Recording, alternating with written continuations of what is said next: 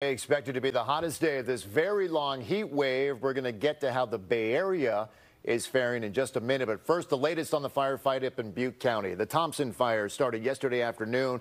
It has now burned more than 3,500 acres. It is 0% contained. At least 28,000 people have now been evacuated because of this fire. And according to CAL FIRE, there are more than 1,400 firefighters assigned to battle the blaze, along with dozens of fire engines, water tenders, dozers, and helicopters. KTVU's Tom Vakar has been up in the fire zone in Butte County. He's live with us tonight. Tom, how's the battle this evening for those firefighters, especially in the middle of this heat wave? Well, I'll tell you, right now in Oroville, it is 107 degrees.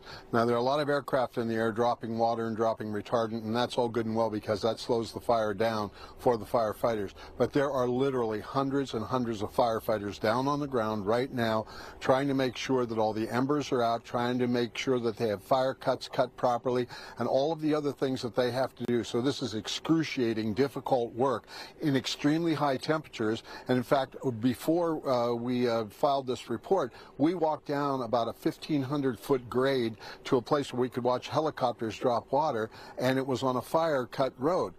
It was unbelievably difficult, and we got back up. But the point is that these firefighters are carrying a lot of heavy equipment, and they're doing their jobs, and it goes on for hours and hours and hours.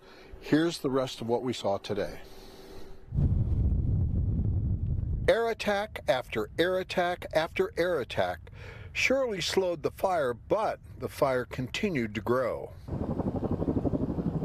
Containment still stands at 0. With winds still blowing, Kelly Ridge, with many homes, is right next to the Oroville Dam and remains threatened as the fire ebbs and flows. 28,000 people have been evacuated and more than 12,000 structures are still at risk. 4 have been destroyed. Firefighters from far and wide waited for the Thompson Fire to take a stand to defend the homes if the fire moves towards them.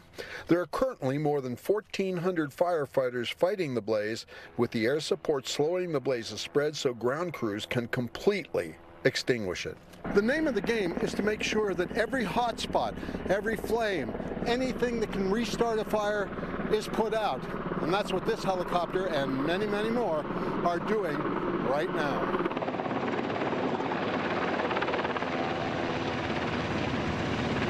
At least 8 firefighters have been injured, 4 due to heat, another fighting the fire, and 3 were injured in a vehicle accident. These 5 trucks are a task force from the Bay Area, ranging from San Rafael down to Menlo Park. The idea is mutual aid to help others, but it will also make them much better firefighters should a wildfire strike closer to home. We get to see different terrain, different fire behavior, just a lot more experience, sets and reps, and being able to just different experiences and bring that back home and make you a more effective firefighter back in your home agency. State mutual aid rules require that these crews be here for a 14-day deployment. Often the local resources, become task saturated, overwhelmed, and they need to reach out to the neighboring counties and even, throughout the state to supplement their resources to handle the incident. Now, the question is, if misery loves company, how much company do we have? Consider this. Right now, in 21 states, there are 110 million people, that's a third of the American population, under some sort of a watch or a warning or an advisory for heat. So much of the country is involved in this. But here, the firefighters have to go up against the flames, the heat of the day, and of course the terrain, which was a real challenge for us to get back up. Reporting live, Tom Vakar, KTVU, Fox 2 News. Yeah, it's a much different scene compared to 24 hours ago, Tom. And standing where you are at the dam, it's nice for those helicopters to have the dam right there. They don't have to go too far to get that water, get up and drop it. Yeah, that makes them far more efficient. And what's really interesting about that is this is water that belongs to the public, and it's water that is used for the public use.